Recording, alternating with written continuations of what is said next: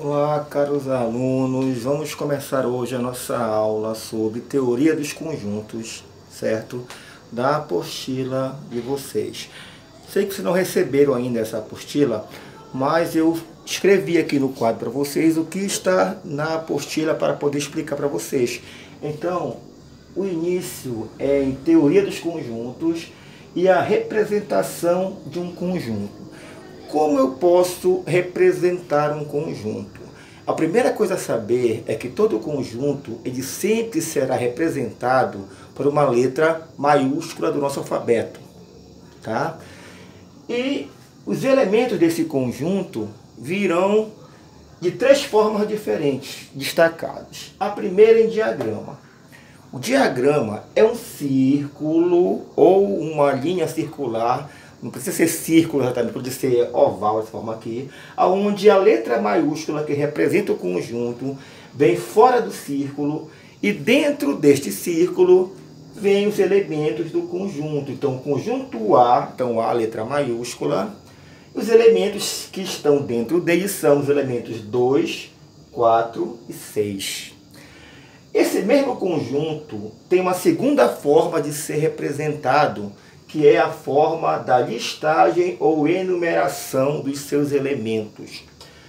Como é essa forma? Você vai escrever a letra maiúscula que representa o conjunto, pode ser letra A, letra B, letra C, letra D. Isso virá na questão. Se vocês criarem um conjunto, vocês escolhem essa letra maiúscula para representar esse conjunto.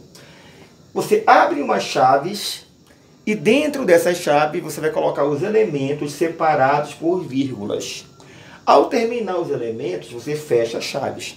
Então, no caso, o mesmo conjunto A, que era 2, 4 e 6, na forma de diagrama, na enumeração ou listagem, ele vai ser o conjunto A igual, abre chaves, escreve o 2, o 4 e o 6, separados por vírgulas e fecha as chaves. Aí eu tenho a representação por enumeração dos seus elementos ou listagem, tá? A terceira maneira que eu tenho de se representar esse conjunto A se chama propriedade característica dos seus elementos. O que eu vou fazer então? Eu vou fazer aqui uma descrição do que são esses elementos, para que quando você leia a propriedade, você já tenha na sua mente quem são esses elementos claramente. Então, nesse caso, a forma será sempre assim, ó. Você vai colocar o conjunto com a letra maiúscula, no caso, conjunto A. Você vai abrir o igual, sinal de igual. Aí abre as chaves. Aí você vai escolher uma letra qualquer para representar esse elemento. Então, nós escolhemos aqui a letra X. Você vai colocar o símbolo de tal que é essa barra, ela significa tal que. Aí esse elemento X é, até aqui, a X tal que é. Não vai mudar nunca em qualquer conjunto.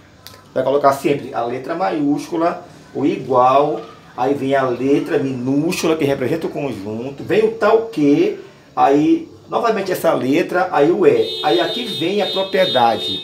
O que esse elemento X que está aqui dentro ele é? Perceba que eles são pares, certo? Diferentes de zero. E terminam em 6, ou seja, menores que 8. Então, nesse caso, o que eu coloquei para vocês? X é número par positivo menor que 8. Por que eu coloquei positivo? Porque o zero não é positivo. Então, como se eu colocasse o zero aqui dentro, eu não poderia dizer que eram positivos. Certo? Então, quando eu tirei o zero, aí eu coloquei pares positivos. Porque o zero ele é chamado de não positivo e de não negativo. Então, como não tem o zero, eu posso dizer que ele é um par positivo menor do que 8. Então, o que eu fiz aqui? Par positivo menor que 8. Eu já sei que começa no 2, não pode começar no 0, porque é positivo. E já sei que termina antes do 8. Então, quem são os pares que começam depois do 0 e terminam antes do 8? Aí, lógico, que é o 2, 4 e 6, né? Então, essa propriedade, ela define os elementos do meu conjunto. Lembrando que essa parte inicial aqui, ó, A igual chaves, X tal que X é. Não muda para qualquer um que tu vai fazer. Não vai mudar. O que vai mudar é depois desse é. vem a propriedade. Tá? Repetindo, como é que eu criei a propriedade? Olhando os números que eu tenho. Eu tenho 2, 4 e 6. Aí tu percebe que começa no 2, termina no 6. Então, pulou o 0, que é par, e termina antes do 8. Então, se pulou o 0, eu já posso dizer que são positivos. Porque se tivesse o 0, eu não poderia dizer positivos. Porque o 0 ele é não positivo e também é não negativo. Então, como ele começa no 2, estão pares positivos. E como ele termina no 6, menores do que 8. Aí o cara já sabe na mente dele que começa em 2 e termina em 6. Tá correto? O que é a relação de pertinência em conjuntos?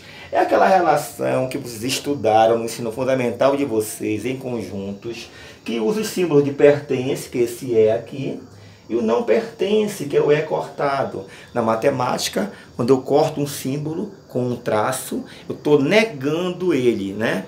Então, se eu digo que o pertence é o é sem estar cortado, então quando eu cortar esse é, eu vou negar isso. O que é negar? É o não pertence, tá certo?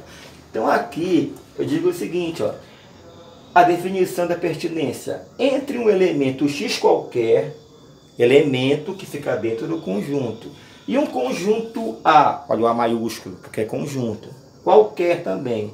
Só existe duas e somente duas possibilidades de relacioná-los, que é a relação justamente.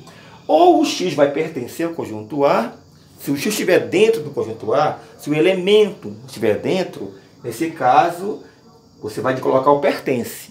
Mas se o elemento não estiver dentro do conjunto A, você vai colocar x não pertence. Então, no exemplo aqui, por exemplo, temos aqui, ó, 2, o elemento 2 pertence ao conjunto A. O elemento 4 pertence ao conjunto A. O elemento 6 pertence ao conjunto A. Mas o elemento 0, que não está no conjunto A, aí ele não pertence ao conjunto A. O elemento 8, que não está no conjunto A, também não pertence ao conjunto A. O elemento 10, que também não está no conjunto, não pertence ao conjunto A. Então, essa é a relação de pertinência entre elemento e conjunto. Importante dizer para vocês que esses símbolos de pertence e não pertence, eles só podem ser usados para relacionar um elemento com um conjunto. Ou seja, na esquerda tem que estar um elemento e na direita tem que estar um conjunto. Senão, você não pode usar essa relação de pertinência, tá ok? Na próxima aula eu vou mostrar alguns exemplos para vocês sobre isso, tá ok?